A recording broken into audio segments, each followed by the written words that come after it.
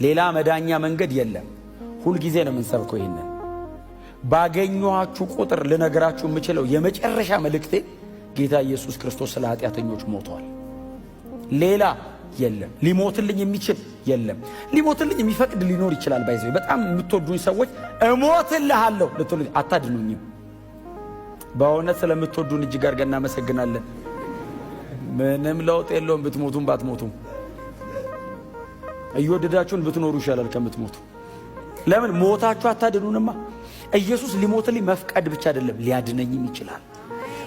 አሁን ስንት እኮ ጀግና አለ እኮ አይደል?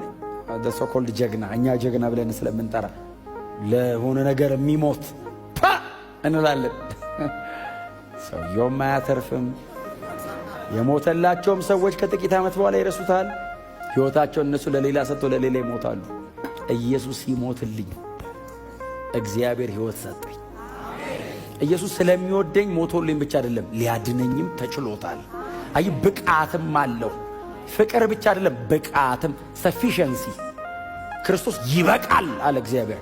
ዓለምን በሙሉ ማዳን ይችላል የኢየሱስ ሞት።